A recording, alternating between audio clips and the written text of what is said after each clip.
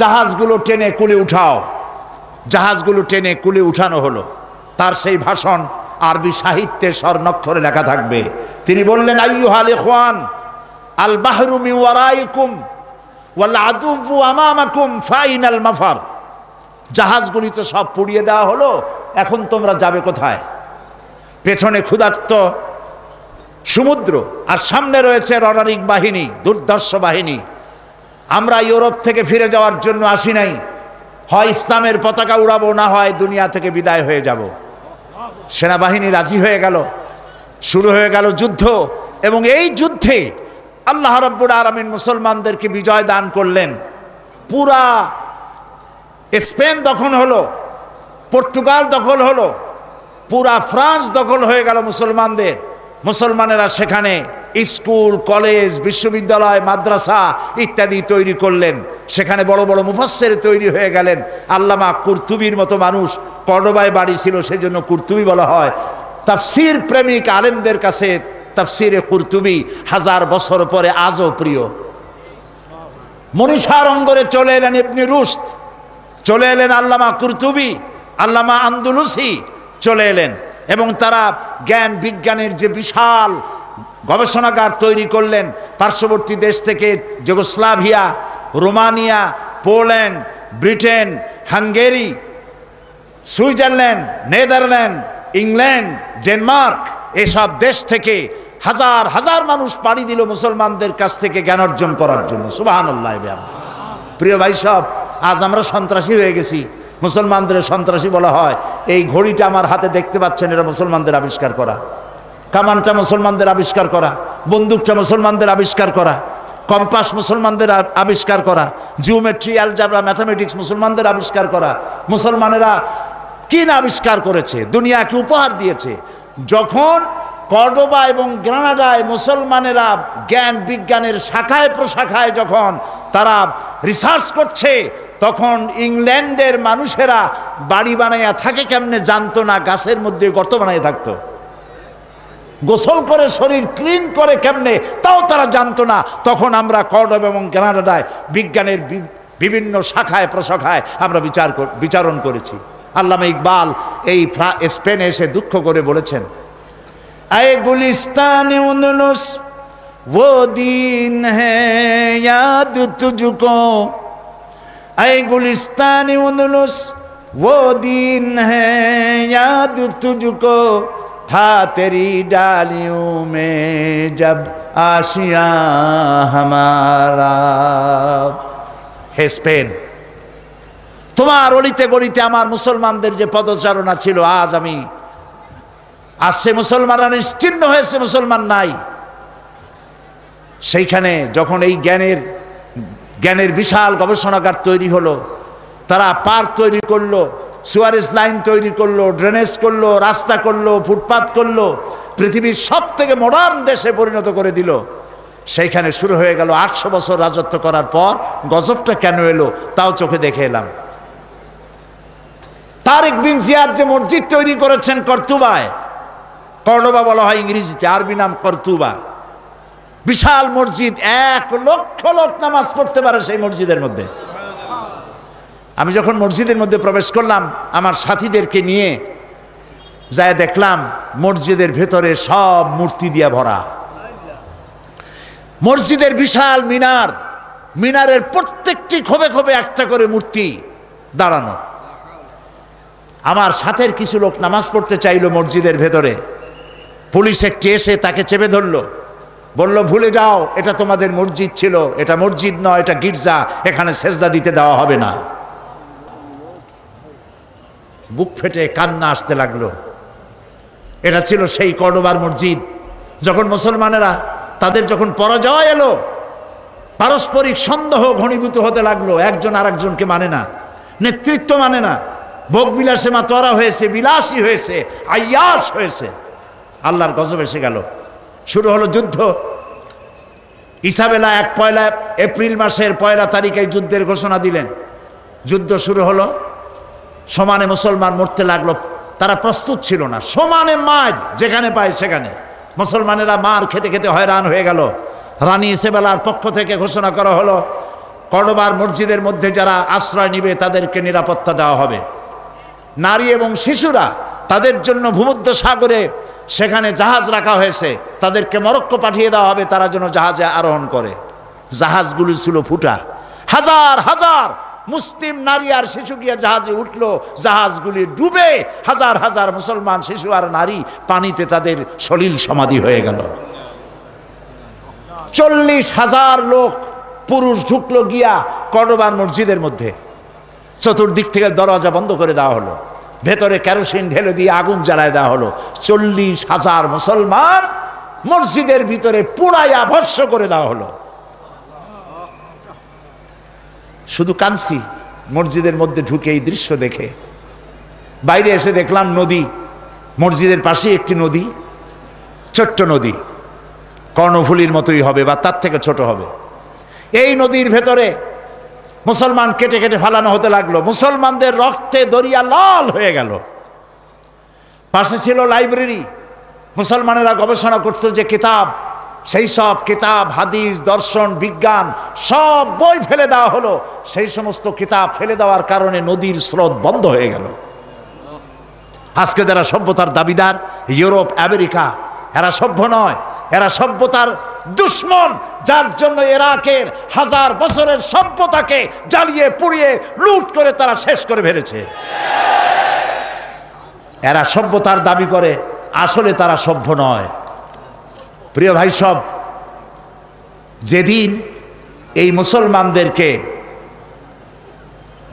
মুসলমানদেরকে আগুনে পোড়ায় মারা হয়, সেই দিনটা ছিল 1 এপ্রিল, এপ্রিল ফুল। আমার দেশের মুসলমানের আজ শিক্ষিত কলেজে, ইউনিভার্সিটিতে, স্কুলে শিক্ষিত মহল এপ্রিল ফুল হিসাবে 1 এপ্রিলকে উদযাপন করে থাকে। করে না? করে কি না বলেন? ঘটনাটা এরকম যে এক লোক বাজার দিয়ে আসছে, এসে বলছে, দৌড়াচ্ছে আর বলছে, ভাই মানির মান আল্লাহই রাখে। লোকেরা জিজ্ঞেস করলো, কেন দৌড়াও আর কেমনি মানির মান আল্লাহ রাখলো? কয় যে আমি আর বাবা দুজনে গেছিলাম হাটে, লোকেরা আমার বাপেরে ধরিয়া জুতা দিয়ে এমন পিটাইলো, আমারে কিচ্ছু কয় নাই, মানির মান আল্লাহই রাখে। যেদিন মুসলমানদেরকে পোড়ানো হলো কর্ডোবার মসজিদের মধ্যে, আর মুসলিম নারী আর শিশুকে ফুটা জাহাজে উঠাইয়া ভূমধ্য সাগরে ডুবিয়ে মারা হলো, সেই দিনটা ছিল 1 এপ্রিল। সেই এপ্রিল ফুল পালন করে আমার দেশের যুব সমাজ, পালন করে তথাকথিত শিক্ষিত সমাজ। নাউযুবিল্লাহি মিন যালিক। প্রিয় ভাই সব, আমি মাদ্রিদে প্রোগ্রাম করে তাদেরকে বললাম যে এই 2 জায়গা আমাকে দেখাতেই হবে। বিশাল দেশ, আল্লাহ কত নিয়ামত সেখানে দিয়েছেন। 645 কিলোমিটার মাদ্রিদ থেকে কর্ডোবা, কর্ডোবা থেকে 280 কিলোমিটার গ্রানাডা, আর গ্রানাডা থেকে 270 কিলোমিটার হচ্ছে মাদ্রিদ। প্রায় 1300 কিলোমিটার জায়গা, ফজর থেকে নিয়ে রাত 12টা পর্যন্ত। আবার রাজধানীতে ফিরে সেই সব জায়গা দেখে এলাম। সেই মসজিদে গেলাম যেই মসজিদে আজান হয়েছে 500 বছর পর। স্পেনের মধ্যে 500 বছরের ভিতরে বাইরে কোনো আজান দেওয়ার আইন ছিল না, বন্ধ করে দেওয়া হয়েছে। মুসলমানেরা সেখানে কেস করলো, বহু মামলা করে, 22 বছর মামলা করিয়া একটা ছোট্ট জায়গা পাইলো। তার পাশে আবার একটা বিশাল গির্জা, জানতে পারলাম ওইটা গির্জা না, ওটাও মুসলমানদের তৈরি করা মসজিদ ছিল, সেটারে বানাইছে তারা গির্জা। সমস্ত মসজিদগুলি শরাবখানা, থিয়েটার আর সিনেমায় পরিণত করেছে তারা। 22 বছর মামলা করে একটি ছোট্ট মসজিদ বানালো। সৌদি আরবিয়া এবং ইউনাইটেড আরব আমিরাটস এদেরকে টাকা দিল। $4,50,00,000 দিয়ে এই মসজিদটা নির্মাণ হলো। মসজিদে নামাজ পড়তে লোক আসলো মাত্র 1.5 কাতার কি 2 কাতার। শুনলাম আজ আর স্পেনে মুসলমান নাই, খায় আর নাচে। আজকের এই দিনে আমরা মুসলমানদেরকে তাড়াই দিতে পেরেছিলাম। প্রিয় ভাই সব, আজকে সেই মুসলমানদের যে বিরাট পতন হলো, সেই পতনের কারণ ছিল কোরআন শরীফের দাওয়াত দেওয়া থেকে, তাওহীদের দাওয়াত থেকে তারা নিজেদেরকে দূরে সরিয়ে ফেলেছিল। তারা তাওহীদের দাওয়াত দেয়নি, তারা মানুষকে কোরআনের দিকে আকৃষ্ট করে নেই, ক্ষমতার উপরে টিকে থাকার জন্য বিলাসী জীবনযাপন করেছে। আবু আবদেল ছিল তাদের শেষ রাষ্ট্রপ্রধান। যখন যুদ্ধ শুরু হলো সে দৌড়াচ্ছিল, তার মায়ের কাছে গিয়ে কাঁদতেছিল। মা বলল, তোমার বাবারা, তোমার বাপ দাদারা এই দেশ দখল করেছিল বুকের রক্ত দিয়া, আর তুমি বুকের রক্ত দিয়ে এ দেশকে রক্ষা করতে পারলে না। এই নাও আমার হাতের চুরি পরিয়া আফ্রিকার জঙ্গলে গিয়া পালায় যাও। আমার জন্য খুব ভালো হতো যদি তোমার মুখ আমি না দেখতে পারতাম আমার মরার আগে। প্রিয় ভাই সব, এই ছিল মুসলমানদের করুণ ইতিহাস। কিন্তু মুসলমানদের মূল ইতিহাস ছিল যে কোরআন যখন এসেছিল আল্লাহ তাআলা বলেছেন, قد جاءكم من الله نور وكتاب مبين। আমি আল্লাহর পক্ষ থেকে তোমাদের জন্য এসেছে আলো। আমি তোমাদেরকে একটা আলো দিয়েছি। ওয়া কিতাবুম মুবিন, আর সুস্পষ্ট একখানা কিতাব আমি তোমাদেরকে দিয়েছি। এখন যে আলো দিলাম সে আলোর নাম হলো মুহাম্মাদুর রাসূলুল্লাহ সাল্লাল্লাহু আলাইহি ওয়াসাল্লাম। আর কিতাব হচ্ছে এই কোরআন শরীফ। এই দুইটা জিনিস দিলাম। আর নবী করিম সাল্লাল্লাহু আলাইহি সাল্লাম যখন ইন্তেকাল করেন তখন তিনি বলে গিয়েছিলেন, তারাকতু ফীকুম আমরাইন, দুটো জিনিস আমি তোমাদের জন্য রেখে গেলাম। একটা হলো কিতাবুল্লাহ, আর একটা কি? রাসূলের সুন্নাত। এই দুটি জিনিস রেখে গেলাম। এই কোরআনকে যদি তোমরা মেনে চলো, এই কোরআনের অনুকরণ যদি করো, তাহলে তোমাদেরকে কেউ গোমরাহ করতে পারবে না। সুতরাং আজকে যদি পৃথিবীতে মুসলমান বেঁচে থাকতে চায় তাহলে এই কোরআন নিয়ে বাঁচতে হবে। যদি বাঁচতে চায় কোরআন নিয়ে বাঁচতে হবে। কোরআন ছাড়া মুসলমানদের কোনো অস্তিত্ব থাকবে না। মাছ যেমন পানি ছাড়া বাঁচতে পারে না, মুসলমান তেমন কোরআন ছাড়া বাঁচতে পারে না। নবী করিম সাল্লাল্লাহু আলাইহি সাল্লাম পৃথিবীতে এসেছিলেন আল্লাহর একত্ববাদকে প্রতিষ্ঠিত করার জন্য। বান্দা আর আল্লাহ, মাঝখানে নেতা হচ্ছেন মুহাম্মদুর রাসূলুল্লাহ সাল্লাল্লাহু আলাইহি সাল্লাম। এর মাঝখানে আর কোনো পীর খাজা বাবা যেন না ঢোকে। কলিজা থেকে সকল প্রকারের ভয় ভীতি উঠায় ফেলতে হবে। এই কলিজার মধ্যে ভয় থাকবে কার? আল্লাহ। চিল্লায় বলুন কার? আল্লাহ। আর এই কলিজার মধ্যে মহব্বত থাকবে কার? আল্লাহ। আল্লাহ এবং রাসূলের। আল্লাহ এবং রাসূলের। প্রিয় ভাই সব, কোরআনে কারীম সর্বোত্তম ব্যক্তি কে? নবী করিম সাল্লাল্লাহু আলাইহি সাল্লাম বলেছেন, খায়রুকুম মান তাআল্লামাল কুরআনা ওয়া আল্লামাহু।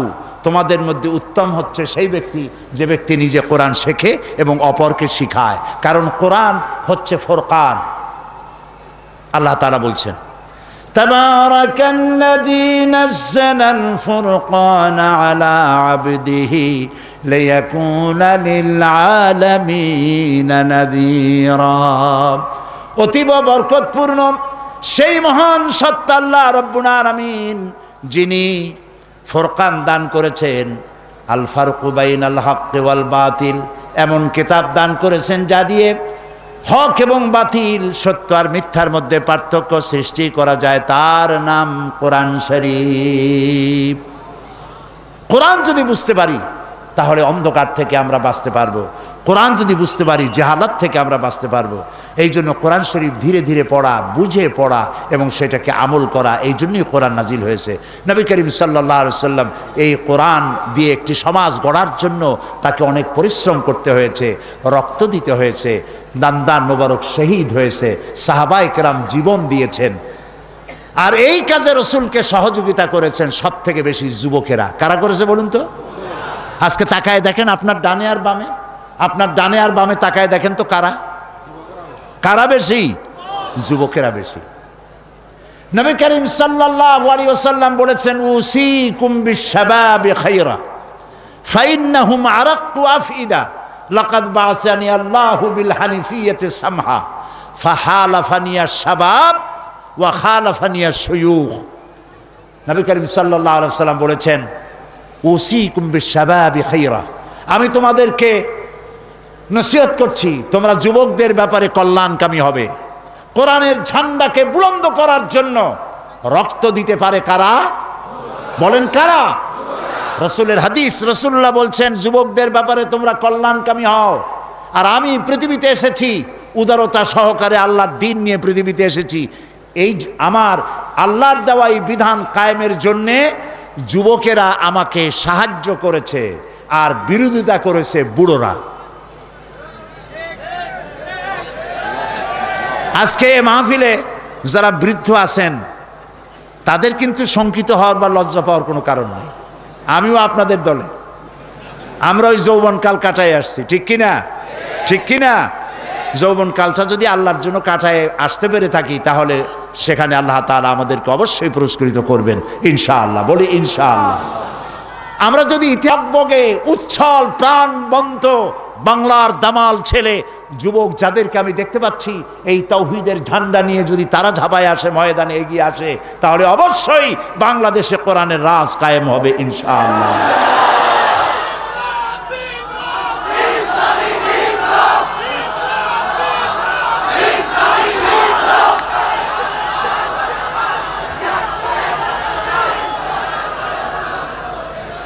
প্রিয় ভাই সব, আমরা দেখতে পাই যুবকরা যে সব থেকে বেশি কোরআনের জন্য যারা জীবন দিলেন, যুবকরাই তার মধ্যে বেশি ছিল। হযরতে আব্দুল্লাহ, যার নাম ছিল আব্দুল উজ্জা, আব্দুল উজ্জা, বয়স ছিল 20 বছর। নবী করিম সাল্লাল্লাহু আলাইহি সাল্লামের পর ঈমান আনার জন্য মন ছিল তার খুবই কাতর, কিন্তু চাচার অধীনে ছিলেন বলে তিনি আসতে পারতেছিলেন না। নবী করিম সাল্লাল্লাহু আলাইহি সাল্লাম হিজরত করলেন।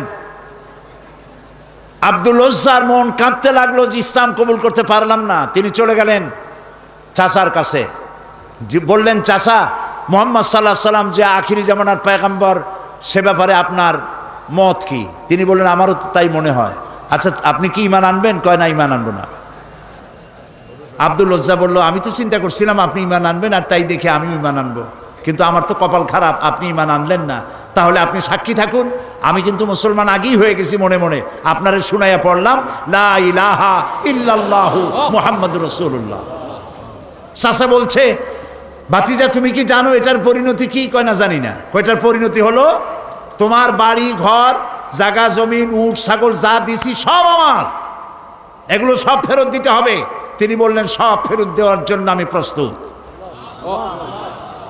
চাচা বলল, শুধু তাই না, তোমার পরনে যে কাপড় আছে, গায়ে জামা আছে, ওটাও আমার দেওয়া, এটাও দিয়ে ফেরত দিতে হবে। অবলীলাক্রমে মুখ বুজে আব্দুল্লাহ গায়ের জামা পরনের লুঙ্গি খুলে দিয়ে দিল। না, হাদিস। আব্দুল্লাহ, আব্দুল উজ্জা তখন নাম, তিনি এই ল্যাংটা অবস্থায় মায়ের কাছে গিয়ে হাজির হলেন। মা তার উলঙ্গ যুবক ছেলেকে দেখে 2 হাতে চোখ চেপে ধরেছেন, নিজের চোখ। বললেন, তোমার এই দুর্দশা কেন? ছেলে বলল, মা, ঈমান আনতে গিয়ে সব হারাইছি, কিন্তু ঈমান হারাই নাই। তুমি আমার কাছে কি চাও? আব্দুল্লাহ বলল, আব্দুল উজ্জা বললেন, কিছু চাই না মা, আমি এই দেশে থাকতে পারবো না, আমি চলে যেতে চাই আমার মাহবুব সরওয়ারে কায়নাত মুহাম্মদ রাসূলুল্লাহ সাল্লাল্লাহু আলাইহি ওয়াসাল্লামের মদিনায় যাইতে চাই, কিন্তু আমি ল্যাংটা যাবো কেমনে? আমার একটু কাপড় দেন। মা বলল, আমার কাছে তো অতিরিক্ত কাপড় নাই, আছে একটা ছেঁড়া কম্বল। দেন সেইটা। ছেঁড়া কম্বলটা পরলেন, সেটা হাঁটু ঢাকলো না। এই অবস্থায় পায়ে হেঁটে দিনের পর দিন খেয়ে না খেয়ে যুবক আব্দুল্লাহ আব্দুল উজ্জা চলে গেলেন মসজিদে নববীতে। মসজিদে নববীতে বসে আছেন, হাঁটুর উপরে কাপড়, যুবক বসা, মাথার চুল উস্কো খুস্কো, ক্ষুদায় চক্ষু কোটরগত। হযরতে নবী করিম সাল্লাল্লাহু আলাইহি ওয়াসাল্লাম হুজরা থেকে বেরিয়ে এসে তার দিকেই নজর পড়েছেন। জিজ্ঞেস করলেন, তুমি কে? তোমার এই অবস্থা কেন? আব্দুল উজ্জা নিজের নাম বললেন আর ঘটনা শুনাইলেন। নবী করিম সাল্লাল্লাহু আলাইহি ওয়াসাল্লাম বললেন, তোমার নাম আব্দুল উজ্জা নয়, তোমার নাম আব্দুল্লাহ। আসহাবে সুফফা তাদেরকে বললেন, একে কোরআন শরীফ শিখাও। আসহাবে সুফফা তাকে কোরআন শরীফ শিখাইতো, এবং তিনি কোরআন শরীফ চিল্লায় চিল্লায় পড়তেন, জোরে জোরে পড়তেন। আসহাবে সুফফা নবী করিম সাল্লাল্লাহু আলাইহি ওয়াসাল্লামকে অভিযোগ করলেন যে তার চিল্লানির জ্বালায় আমরা ঘুমাইতে পারি না। আল্লাহর নবী বলেন, ও আমার সাহাবীরা, আব্দুল্লাহ তার ঈমান আনার জন্য সব ছেড়ে এসেছে, এমনকি পরনের কাপড়টাও আনতে পারে নাই, তারে চিল্লাইতে দাও, প্রাণ ভরে তাকে তেলাওয়াত করতে দাও, কারণ চড়া দাম দিয়া সে ঈমানকে রক্ষা করেছে। ইত্যাবসারী তাবুকের যুদ্ধ শুরু হয়ে গেল, যুদ্ধের দামামা বেজে উঠল। নবী করিম সাল্লাল্লাহু আলাইহি ওয়াসাল্লাম সাহাবায়ে কেরামদের কাছে, সাহাবায়ে কেরামের কাছে চাঁদা চাইলেন। রোমানদের বিরুদ্ধে যুদ্ধ হবে, যার কাছে যা আছে নিয়ে আসো। সবাই দিতে লাগলো, সোনা দিল, দানা দিল, অস্ত্র দিল, টাকা দিল, পয়সা দিল, সব নবীজির সামনে স্তূপ হয়ে গেছে। নবীজিকে ওপাশ থেকে দেখা যায় না। আল্লাহর নবী বললেন, তোমরা তো সবাই দিলে, কিন্তু আবু বকর কোথায়, তারে তো দেখি না। হযরতে আবু বকর রাদিয়াল্লাহু তাআলা আনহু একটি খুঁটির আড়ালে দাঁড়ানো ছিলেন, সেখান থেকে তিনি বেরিয়ে আসলেন। হাতে একটা ছোট্ট টোপলা ছিল, তিনি তা ধরিয়ে দিলেন নবীর হাতে। নবীজি টোপলাটার মুখ ছেড়ে যখন ঢাললেন, দেখা গেল তার থেকে বেরিয়ে এসছে কয়েক কেজি গম আর কিছু দিরহাম। হযরতে নবী করিম সাল্লাল্লাহু আলাইহি ওয়াসাল্লাম হযরত আবু বকরের চেহারার দিকে তাকিয়ে দেখেন, হযরত আবু বকরের চোখ থেকে পানি পড়ে দাড়ি মোবারক ভিজে ভিজে পড়ছে। নবীজি প্রশ্ন করলেন, আবু বকর? হযরতে নবীজি সমস্ত সাহাবীদের দিকে তাকায় বললেন, ও আমার সাহাবীরা, রোমানদের বিরুদ্ধে লড়াই করার জন্য তোমরা যত যা কিছু আজ সাহায্য করেছো, সকল সাহায্যের চাইতে আবু বকরের দান আল্লাহর কাছে বেশি মর্যাদা হয়ে গেছে। তাদের ধারণা হলো, তা কেমনে হলো, এত এত দিলাম। নবীজি জিজ্ঞেস করলেন, ওমর কত দিছো, বাড়ি কত? ওসমান কত দিছো, বাড়ি কত? সবাই বলল, এত এত দিছি, বাড়ি এত এত আছে। সবশেষে নবীজি হযরত আবু বকর রাদিয়াল্লাহু তাআলা আনহুকে প্রশ্ন করলেন, আবু বকর তুমি কত দিয়েছো আর বাড়ি কত আছে? হযরত আবু বকর রাদিয়াল্লাহু তাআলা আনহু বললেন, ইয়া রাসূলুল্লাহি, আবু বকরের ঘরে জাগতিক সম্পদ বলতে যা বুঝায় সব এনে নবীজির কদম মোবারকে হাজির করে দিয়েছি। আমি আবু বকরের ঘরে আল্লাহ এবং রাসূল ছাড়া কোনো জিনিস আর এখন বাকি নাই। নবীজি 30,000 সৈন্য নিয়ে আগালেন জেহাদের জন্য। পথিমধ্যে হযরতে আব্দুল্লাহ নবীজির সামনে এসে দাঁড়ালেন, বললেন, ইয়া রাসূলুল্লাহ, আমি আমার নজরে তাকায় দেখলাম সাহাবায়ে কেরাম যার কাছে যা ছিল সব আপনার পায়ের উপরে, আপনার কদম মোবারকে উৎসর্গ করেছে। আমার কিছু নাই, এই যুদ্ধে কিছুই দিতে পারলাম না। আমি শুধু দোয়া চাই, হে রাসূল, আমার সবচাইতে প্রিয় জীবনটা যেন এই জেহাদে আমি দান করে দিতে পারি। প্রিয় ভাইয়েরা আমার, নবীজি বললেন, একটা গাছের ছাল নিয়ে আস। একটা গাছের ছাল আনা হলো। নবীজি গাছের ছালটা নিয়ে হযরত আব্দুল্লাহর হাতে বেঁধে দিয়ে বললেন, রব্বুল আমিন, আমি আব্দুল্লাহর রক্তকে কাফেরদের জন্য হারাম বানাইয়া দিলাম। হযরত আব্দুল্লাহ বলেন, ইয়া রাসূলুল্লাহ, আমি চাইলাম শহীদ হওয়ার জন্যে, আর আপনি আমার রক্ত কাফেরদের জন্য হারাম করে দিলেন। নবীজি বললেন, আব্দুল্লাহ, এখন যদি তোমার মওত জ্বরেও হয়, শহীদি মওত হয়ে যাবে। নবী করিম সাল্লাল্লাহু আলাইহি সাল্লাম রোমানদের সাথে লড়াই করার জন্য চলে গেলেন তাবুকে। রোমান সৈন্যরা যখন শুনেছে যে আল্লাহর নবী নিজে আসতেছেন আর তার সাথে রয়েছে 30,000 সৈন্য, 2 লক্ষ কাফের সৈন্য সমানে পালাইছে উল্টা দিকে, জেহাদের ময়দানে আর আসে নাই। রাসূলুল্লাহ তাবুকে পৌঁছে গেলেন। 20 দিন এখানে তিনি অপেক্ষা করলেন। একদিন নবীজির কানে খবর এলো, কেউ এসে খবর দিলেন, ইয়া রাসূলুল্লাহ, আপনি যে আব্দুল্লাহকে মহব্বত করেছিলেন, গাছের ছাল পরায় দিয়েছিলেন, সেই আব্দুল্লাহ কয়েকদিন জ্বরে ভুগে এই গত রাত্রে ইন্তেকাল করেছেন। নবীজি বললেন, তাকে দাফনের ব্যবস্থা করো। কাফন পরানো হলো, দাফনের ব্যবস্থা করা হলো। কবরের ভিতরে একজন নামলেন আর 2 জন বহন করে নিয়ে এলো লাশ। একজনে একটা বাতি ধরায় লাগলো, রাতের বেলায় টিম টিম করে বাতি জ্বলে। আর 2 জন বহন করে নিয়ে এলো লাশ। একজনে একটা বাতি ধরায় লাগলো, রাতের বেলায় টিম টিম করে বাতি জ্বলে। যিনি কবরে নেমেছেন তিনি বলছেন, তোমরা যে লাশ বহন করে আনতেছো, এই লাশের প্রতি তোমাদের ভাইয়ের প্রতি আদব করো, যত্ন করো, সম্মান করে নিয়ে এসো, আদবের সাথে নামাও। যিনি কবরের ভেতরে বসে এই লাশ ধরলেন তিনি আর কেউ নয়, বিশ্বনবী মুহাম্মাদুর রাসূলুল্লাহ সাল্লাল্লাহু আলাইহি সাল্লাম নিজে কবরে দাঁড়ায়া লাশ নামাইয়া দিলেন। যারা লাশ বহন করে আনলেন তারা ছিলেন হযরত আবু বকর, হযরত ওমর রাদিয়াল্লাহু তাআলা আনহুমা। যিনি বাতি ধরিয়ে রাখছিলেন তিনি হযরত বেলাল।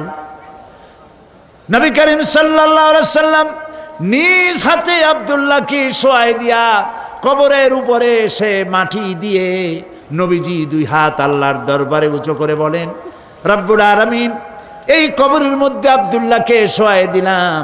আজকের সন্ধ্যা পর্যন্ত আমি তোমার রাসূল আব্দুল্লাহর উপরে রাজি ছিলাম, আল্লাহ তুমি আব্দুল্লাহর উপরে রাজি আর খুশি হয়ে যাও।